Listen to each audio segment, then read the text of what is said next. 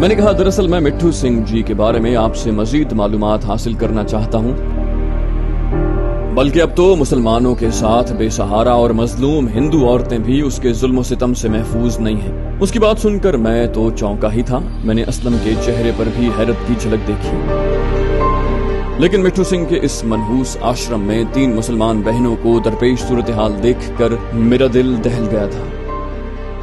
ہو سکتا ہے وہ ابھی اپنی پسند کی قیمت لگانے والے خریدار نہ ڈھونڈ سکا ہو۔ میں بھی سکھ بن کر وہاں پہنچوں گا، سردار بہادر سنگھ۔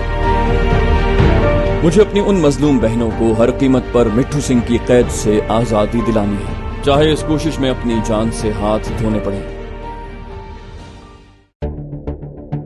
دادر کے ٹیکسی سٹینڈ کے سامنے سے گزرتے ہوئے مجھے اسلم کی ٹیکسی وہاں نظر نہ آئی۔ میں اگلے چوک سے ٹیکسی گھما کر لایا اور ٹیکسی سٹینڈ پر ایک طرف کھڑی کر دی۔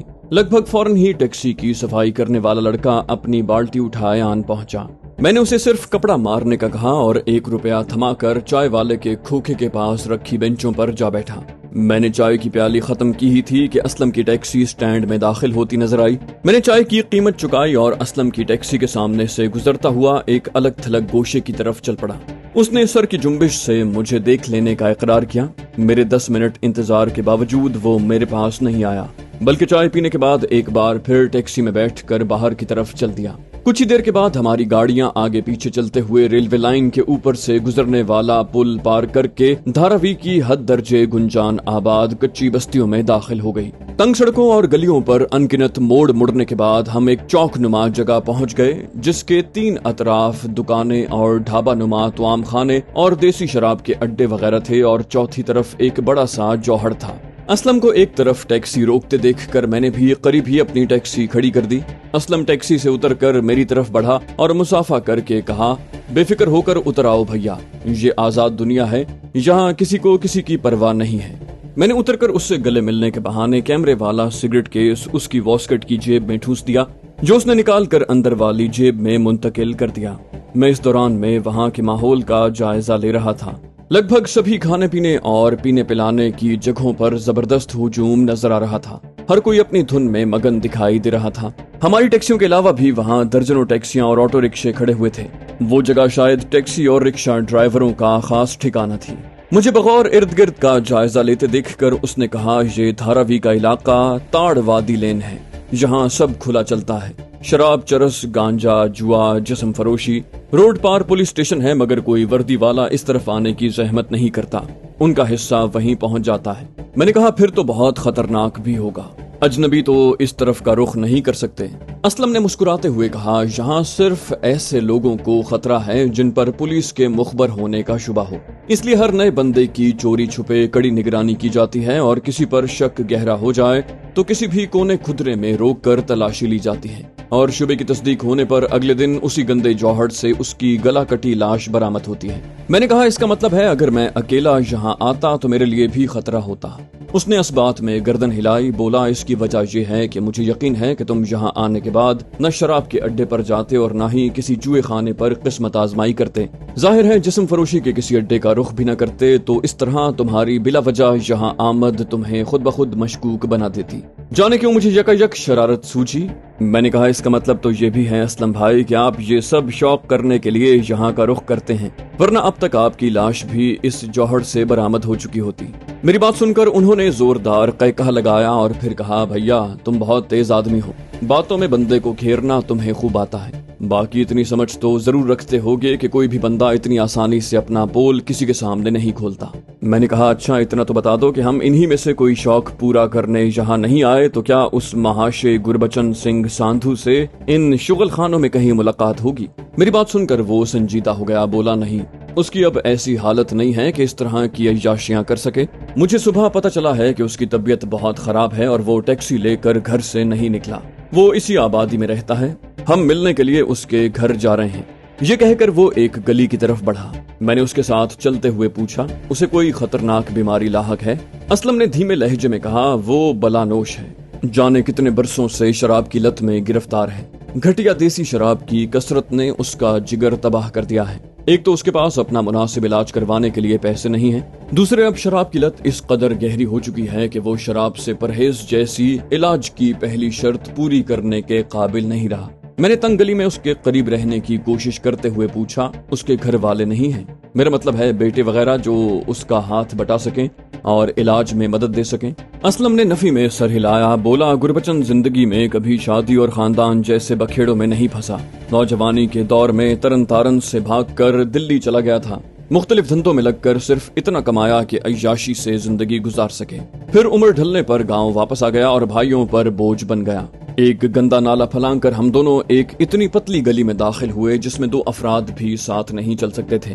اس نے اپنی بات جاری رکھی، بولا انہی دنوں ہندوستان کی تقسیم کا شور اٹھا تو مٹھو سنگھ کے ساتھ لگ گیا تاکہ مال کمانے کے ساتھ مفت میں ہوس پوری کرنے کے مواقع سے بھی فائدہ اٹھا سکے۔ دولت کمانے کے آسان مواقع کے حوالے سے بمبئی کی شہرت سنی تو یہاں آ گیا اور گزشتہ 6 سال سے یہی ہے۔ دولت تو خیر کیا اکٹھی کرتا، البتہ ٹیکسی چلانے سے اتنی کمائی ہو جاتی ہے کہ پینے پلانے سمیت اپنے گندے مشاغل پورے کر سکے۔ اس نے ایک خستہ حال سے مکان کے سامنے روک کر دروازے پر دستک دی۔ پہلی دستک پر کوئی رد عمل سامنے نہ آنے پر اس نے زور سے دروازہ کھٹکھٹایا۔ بالآخر اندر سے کسی نے کمزور سے لہجے میں آواز لگائی، اور کیڑا ہے بھائی، بوا کھلا ہے اندر لنگا۔ اسلم نے دروازہ دھکیلا تو وہ واقعی کھلتا چلا گیا۔ ہم ایک تنگ گلیارے سے گزر کر آگے بڑھے تو ایک کمرہ سامنے تھا، چھوٹے صحن میں ایک باورچی خانہ بھی تھا، لیکن برائے نام روشنی میں ایسے کوئی آثار دکھائی نہ دیے کہ اسے کبھی کھانا پکانے کے لیے استعمال کیا گیا ہو۔ ہم بند دروازہ کھول کر اندر داخل ہوئے تو کمرے میں موجود 2 چارپائیوں میں سے ایک پر لگ بھگ 60 سال کا ایک دبلا پتلا خستہ حال شخص غلیظ سی رضائی میں لپٹا دکھائی دیا۔ دوسری چارپائی پر بستر تو کیا کوئی چادر بھی نہیں تھی۔ بہرحال ہم دونوں نے لحاف میں لپٹے شخص سے ہاتھ ملایا اور اس کھری چارپائی پر بیٹھ گئے۔ اسلم نے طبیعت کا حال پوچھنے سے گفتگو کا آغاز کیا۔ بولے کیوں بھائی گربچن، تم تو مہینے بھر سے ایک دم سیٹ چل رہے تھے، یہ اچانک طبیعت کیوں بگڑ گئی؟ گربچن نے ہنسنے کی ناکام کوشش کرتے ہوئے پنجابی اور ہندی ملا جلا کر کہا، اور کچھ نہیں یار، طبیعت ہو جاتی ہے گڑبڑ، ہن پنڈے وچ بچیا بھی تے کچھ نہیں۔ اسلم نے قدرے سخت اور طنزیہ لہجے میں کہا، یار جسم بیچارے کو کیوں الزام دیتے ہو؟ یہ کیوں نہیں کہتے کہ کل پھر ہاتھ روکنا بھول گئے تھے؟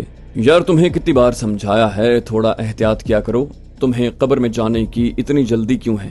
یہ سب سن کر وہ کھسیانی ہنسی ہنسا اور پھر نٹھال اور کمزور سے لہجے میں کہا، تینوں پتا ہے یار ہن کوئی فرق نہیں پیندا، تو بتا کی حال ہے تے اے جوان کون ہے؟ اسلم نے کہا، میں بالکل ٹھیک ہوں، یہ میرا دوست اروند سوامی ہے، یہ بھی ٹیکسی چلاتا ہے، بہت اچھا اور عزت دینے والا لڑکا ہے، آج ملنے آیا تھا، باتوں باتوں میں تمہارا ذکر آیا تو اسے تمہاری زندگی کی داستان میں گہری دلچسپی محسوس ہوئی اور یہ ساتھ چلا آیا۔ اس موقع پر میں نے معاملہ اپنے ہاتھ میں لینے کا فیصلہ کیا اور پنجابی زبان میں بات شروع کی۔ میں نے کہا، گربچن سدھو، دراصل میں لاہور کا شرنارتھی ہوں اور سچ پوچھیں تو ایک ذاتی غرض سے آپ کے پاس آیا ہوں۔ میری بات سن کر وہ کچھ چونکا اور پنجابی میں ہی مجھ سے مخاطب ہوا، بول جوان، میں تیری کی مدد کر سکنا؟ میں نے عاجزانہ لہجے میں کہا، دراصل مجھے آپ کی شخصیت میں اس لیے دلچسپی محسوس ہوئی کہ اسلم بھائی نے بتایا ہے کہ آپ بریگیڈیئر مٹھو سنگھ کے ساتھ کام کر چکے ہیں۔ میں نے اسے واضح طور پر چونکتے دیکھا۔ اس نے اس بات میں سر ہلا کر پژمردہ لہجے میں کہا، یہ تم ٹھیک کہہ رہے ہو، لیکن آپ مجھ سے چاہتے کیا ہیں؟ میں نے کہا، دراصل میں مٹھو سنگھ جی کے بارے میں آپ سے مزید معلومات حاصل کرنا چاہتا ہوں۔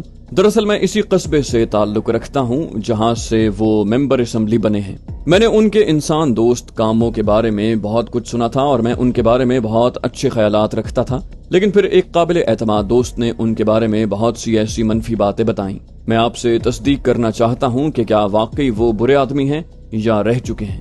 وہ کچھ دیر تک خاموش رہ کر سوچتا رہا، پھر بوجھل لگ بھگ غمناک لہجے میں بولا، مجھے پتا ہے تمہیں اس کے بارے میں وہ سب باتیں بتانے والا کوئی اور نہیں، میرا دوست اسلم ہے۔ ہاں یہ سچ ہے، مٹھو برا نہیں ہے، بہت ہی برا انسان ہے۔ وہ ہزاروں مسلمانوں کی بربادی کا مرکزی کردار رہ چکا ہے اور اس نے بے شمار مسلمان عورتوں کی عزت خراب کی، اور اس کا سب سے شرمناک کارنامہ لٹی پٹی مسلمان عورتوں کی تجارت ہے۔ میں نے کہا، اس کا مطلب ہے کہ یہ شخص تو سزا کا مستحق ہے۔ اس نے ہندوستان کی تقسیم کے موقع پر، گربچن نے میری بات کاٹتے ہوئے کہا، صرف بٹوارے کے زمانے کی بات نہیں، اس کی شیطانی حرکتوں کا سلسلہ اب بھی جاری ہے، بلکہ اب تو مسلمانوں کے ساتھ بے سہارا اور مظلوم ہندو عورتیں بھی اس کے ظلم و ستم سے محفوظ نہیں ہیں۔ اس کی بات سن کر میں تو چونکا ہی تھا۔ میں نے اسلم کے چہرے پر بھی حیرت کی جھلک دیکھی۔ میں نے کہا، میں آپ کا مطلب نہیں سمجھا۔ اس نے اپنے سانس ہموار ہونے کا انتظار کیا اور پھر کہا، میں چند سال پہلے اپنی آوارہ گردی کی زندگی ختم کر کے شریفانہ انداز میں باقی زندگی گزارنے کے لیے اپنے گھر واپس گیا تھا، لیکن میرے بھائیوں نے مجھے قبول نہیں کیا اور نہ ہی باپ کی جائیداد میں سے میرا حصہ دینے پر آمادہ تھے۔ ان سے مایوس ہو کر میں دوبارہ مٹھو سنگھ کے پاس گیا تھا، جو بہت بڑا سیاستدان بن چکا تھا اور انتخاب لڑ کر اسمبلی میں جانے کی تیاری کر رہا تھا۔ اس نے میری حالت پر ترس کھا کر مجھے اپنے پاس ملازم رکھ لیا، لیکن وہ اپنی بات ادھوری چھوڑ کر شاید کسی سوچ میں گم گیا۔ پھر اس نے بات آگے بڑھائی، بولا، سچی بات یہ ہے کہ میں اپنی غلاظت بھری زندگی سے دامن چھڑانا چاہتا تھا، لیکن جب مٹھو سنگھ نے مجھے اپنے زیر انتظام چلنے والے اناتھ آشرم اور لاوارث عورتوں کی پناہ گاہ کے طور پر کام کرنے والے ادارے میں ملازمت دی تو مجھے کچھ ہی دنوں میں پتہ چل گیا کہ مٹھو سنگھ نے اپنا وہی پرانا دھندا نئے انداز میں جاری رکھا ہوا ہے۔ پہلے وہ صرف مسلمان عورتوں کا بیوپار کرتا تھا، اب اس کے دھندے میں مذہب کا فرق ختم ہو گیا ہے۔ میں نے وہاں جو کچھ دیکھا اسے بیان کرنے کی ہمت مجھ میں نہیں ہے، اس لیے میں طبیعت خرابی کا بہانہ کر کے وہاں کی نوکری چھوڑ کر بامبے آ گیا۔ قدر توقف کے بعد میں نے بظاہر بے تاثر لہجے میں پوچھا، بٹوارے کے زمانے میں تو مٹھو سنگھ کوئی قانون لاگو نہ ہونے کی وجہ سے بچ نکلا تھا، کیا اب بھی کوئی اس پر ہاتھ ڈالنے والا نہیں ہے؟ گربچن نے نفی میں سر ہلایا، بولا، اس پر ہاتھ ڈالنے کی طاقت رکھنے والے خود اس کے دست و بازو ہیں۔ میں خود بھی کئی مسلمان عورتوں کے ساتھ زیادتی کر کے بھول چکا تھا، لیکن مٹھو سنگھ کے اس منحوس آشرم میں 3 مسلمان بہنوں کو درپیش صورتحال دیکھ کر میرا دل دہل گیا تھا۔ وہ بچیاں بٹوارے کے وقت اس خبیث مٹھو سنگھ نے خریدی تھیں۔ اس وقت ان کی عمریں 4 سے 6 سال کی رہی ہوں گی۔ اسی کی قید میں رہتے ہوئے وہ بڑی ہوئیں اور اب شاید تینوں یا کم از کم 2 سیانی ہو چکی ہیں۔ میں نے اپنی ابتر دلی حالت چھپاتے ہوئے پوچھا، ہو سکتا ہے مٹھو سنگھ اب تک انہیں فروخت بھی کر چکا ہو یا خود ہوس کا نشانہ بنا چکا ہو؟ گربچن سنگھ نے کہا، یہ تو واہ گرو ہی جانتا ہے، مگر وہ بچیاں کشمیری نسل کی ہونے کی وجہ سے غیر معمولی حد تک خوبصورت ہیں اور مٹھو سنگھ انہیں منہ مانگی قیمت پر فروخت کرنے کی امید رکھتا ہے۔ ہو سکتا ہے وہ ابھی اپنی پسند کی قیمت لگانے والے خریدار نہ ڈھونڈ سکا ہو۔ میں نے بظاہر سرسری لہجے میں پوچھا، مٹھو سنگھ اپنے قبضے میں موجود لڑکیوں کے لیے گاہک کیسے ڈھونڈتا ہے؟ گربچن نے کہا، اس کے بہت سے ایجنٹ ہیں جو گاہکوں کو خرید کر لاتے ہیں، ہر فروخت پر انہیں بھاری کمیشن ملتا ہے۔ میں نے مصنوعی اشتیاق بھرے لہجے میں پوچھا، کیا تم کسی ایسے ایجنٹ کو جانتے ہو جس سے ان لڑکیوں میں سے کسی کی خریداری کے لیے رابطہ کیا جا سکے؟ اس نے عجیب سی نظروں سے مجھے دیکھا، بولا، کیا تم خریدنا چاہتے ہو ان میں سے کسی کو؟ پتا ہے 10,000 روپوں کا مطالبہ ہوگا۔ میں نے بے ساختہ اترتی تلخی چھپاتے ہوئے کہا، وہ تو بات کی بات ہے، آپ ایسے کسی دلال کو جانتے ہیں تو اس کا نام اور رابطے کا طریقہ بتائیں۔ اس نے کچھ سوچ کر کہا، میرا خیال ہے مانک لال ابھی تک پٹیالہ میں اپنے پہلے والے ٹھکانے پر ہی مل جائے گا، پر وہ بہت لالچی بندہ ہے، تمہاری جیب کاٹنے کا کوئی موقع ضائع نہیں جانے دے گا۔ میں نے کہا، آپ فکر نہ کریں، میں نمٹ لوں گا۔ گربچن نے اسلم کی طرف دیکھتے ہوئے کہا، یار تمہارا یہ جوان دوست تو کچھ کھسکا ہوا لگ رہا ہے، اسے سمجھاؤ، اچانک کیا دھن سوار ہو گئی ہے اس پر؟ اسلم نے کہا، جوانی اسی کا نام ہے گربچن بھائی، اس عمر میں جوکھم والے کھیل نہیں کھیلے گا تو کیا ہماری عمر میں کھیلے گا؟ ویسے تم فکر نہ کرو، اس کا سورگ باشی باپ موٹی آسامی تھا، کافی مال ساتھ لایا تھا لاہور سے، اس کے پاس ٹیکسی کے علاوہ بھی کافی مال ہے، ضائع کر بھی دیا تو اور کما لے گا۔ گربچن نے کہا، تو پھر جو مرضی میرے سرکار کی۔ گوالیار کی اناج منڈی کے قریب لال سنگھ فوٹوگرافر کی دکان ہے، وہ بھی اپنے گاہکوں میں سے مٹھو سنگھ کے مال کے لیے گاہک ڈھونڈتا رہتا ہے، اسی کے ذریعے مانک لال سے رابطہ ہو جائے گا۔ گربچن سے مزید کچھ سوالات کر کے میں خاموش ہو گیا۔ اسلم نے اس سے مزید کچھ بات چیت کی اور پھر ہم اس سے اجازت لے کر وہاں سے چلے آئے۔ راستے میں اسلم نے پوچھا، بھائی اگر مناسب سمجھو تو بتا دو کہ کیا ارادہ ہے، یہ بیٹھے بٹھائے کس راستے پر چل پڑے ہو؟ میں نے ٹھوس لہجے میں کہا، آپ نے مٹھو سنگھ کے بارے میں جو کچھ بتایا تھا اس کے بعد تو دل میں ایک ہی ارادہ پکا ہوا تھا کہ اسے ڈھونڈ کر اس کا کام تمام کر دوں گا، لیکن گربچن سنگھ نے آج جو کچھ بتایا ہے اس کے بعد دماغ کسی اور رخ پر چل پڑا ہے۔ اب میری ایک ہی خواہش اور ارادہ ہے، کسی طرح مٹھو سنگھ کے آشرم میں قید مسلمان بچیوں کو ذلت اور تباہی کے گڑھے میں گرنے سے بچا لوں۔ اسلم نے دھیمے لہجے میں کہا، میں نے گزشتہ کچھ دنوں میں تمہاری شخصیت کا جو مشاہدہ کیا ہے اس کی روشنی میں میرا یہی اندازہ تھا، لیکن تم نے جس کام کا بیڑا اٹھایا ہے وہ کسی تنہا آدمی کے بس کا نہیں لگتا، اور افسوس اس معاملے میں تمہاری کوئی مدد میرے لیے ممکن نہیں۔ میں نے کہا، اسلم بھائی کیا میرے لیے کامیابی کی دعا بھی نہیں کر سکتے؟ यकीन करें, इसके अलावा मुझे आपसे कुछ भी दरकार नहीं है। अगर मैं ये सब सुनकर भी कान दबाकर अपने वतन वापस चला गया तो जिंदगी भर आईने में अपने आप से आंख नहीं मिला सकूंगा। मुझे अपनी उन मजलूम बहनों को हर कीमत पर मिट्ठू सिंह की कैद से आजादी दिलानी है, चाहे इस कोशिश में अपनी जान से हाथ धोने पड़े। मेरी बात सुनकर असलम अचानक रुक गया और फिर मुड़कर मुझे सीने से लिपटा लिया। बोला, पता नहीं जिंदगी में हम दोबारा मिल पाएंगे या नहीं, मगर मैं तुम्हें हमेशा याद रखूंगा छोटे भाई। उनकी आवाज आंसुओं में भीग गई थी। जज्बात की तोगयानी थमने पर हम दोनों एक बार फिर ताड़वादी लेन की तरफ रवाना हुए। अब हम दोनों के दरमियान बहुत कम गुफ्तगू हो रही थी क्योंकि मेरा जहन अब आने वाले वक्त के लिए मंसूबे बनाने में मसरूफ था। मैंने असलम को इजाजत दे दी थी कि इफ्तिखार साहब को मेरे इरादों से बाखबर कर दें। हम दोनों ताड़वादी लेन पहुंचे तो निस्फ रात होने के बावजूद वहां चहल पहल का समा नजर आया। हम दोनों अपनी अपनी टैक्सियों में वहां से रवाना हुए और फिर अपने ठिकानों की तरफ रवाना हुए। अगले रोज मैं असलम भाई के साथ अकबर बाबा के पास पहुंचा और टैक्सी वापस करके अपनी जमा करदा किस्तों की रकम उससे हासिल कर ली। मेरी ख्वाहिश पर असलम मेरे साथ सराफा बाजार गया, जहां मैंने अपने पास मौजूद बेशतर रकम से सोने के सिक्के खरीदे। इससे पहले मेरी फरमाइश पर असलम ने मेरे रिवॉल्वर के लिए मजीद गोलियों का बंदोबस्त भी कर दिया। इफ्तिखार साहब की ख्वाहिश पर मैंने 2 रोज बाद हस्बे साबिका खुफिया अंदाज में उनसे मुलाकात की। इस दौरान में असलम मेरे पटियाला के लिए रेल की टिकट के बंदोबस्त की जुस्तजू में लगा हुआ था। उसकी ख्वाहिश थी कि लगभग 1200 मील तवील ये सफर मैं आराम से तय कर सकूं। बिलाखिर उसने बताया कि वो हर मुमकिन कोशिश के बावजूद बराह रास्त पटियाला की ट्रेन में टिकट हासिल करने में कामयाब नहीं हो सका। अलबत्ता पंजाब मेल में 2 दिन के बाद एक सीट मिल गई है। उसने कहा, भैया तुम्हें भटिंडा उतरकर बजरिया बस पटियाला जाना होगा। 100 मील का फासला है, 3-4 घंटों में मंजिल पर पहुंच जाओगे। मैंने असलम से कहा, वो तो ठीक है, लेकिन रवानगी के लिए मजीद 3 दिन इंतजार बहुत बेजारकुन है। काश 1-8 दिन के बाद का टिकट मिल जाता। मेरी बात सुनकर वो कुछ शर्मिंदा सा हो गया। बोला, माफी चाहता हूँ भैया, दरअसल पटियाला में एक बहुत कदीम गुरुद्वारा है, वहाँ सिखों का एक सालाना मजहबी इज्तिमा होने वाला है, इसलिए हिंदुस्तान भर से सिख उस तरफ जा रहे हैं। पंजाब मेल के जरिए भी यात्रियों की बहुत बड़ी तादाद वहाँ पहुँचेगी, इसलिए टिकटों की शदीद किल्लत है। उसके लहजे में शर्मिंदगी की झलक महसूस करके मुझे खुद शर्मिंदगी हुई। मैंने कहा, अरे भाई माजरत कैसी, इसमें आपका क्या कसूर है, और आपने ये तो बहुत अच्छी खबर सुनाई। पटियाला में दूसरे शहरों के लोगों के हुजूम से मुझे अपना काम निपटाने में आसानी होगी।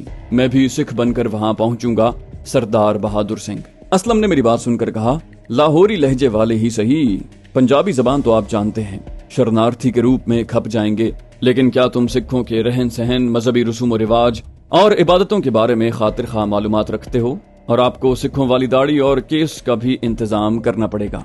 मैंने हल्का सा कहकहा लगाकर कहा, आप फिक्र न करें, मैंने सोच लिया है कि अपने मौजूदा हुलिये और सिख मजहब के बारे में बराए नाम मालूमात के साथ कैसे काम चलाना है। असलम के इसरार पर मैंने बता दिया कि मैं किस शख्सियत को अपना कर वहाँ जाऊंगा। उसने हंसते हुए कहा, लगता है बात तो बन जाएगी, हमारी दुआएं तुम्हारे साथ हैं। असलम मुझसे गर्मजोशी से मुसाफा करके रुखसत हो गया।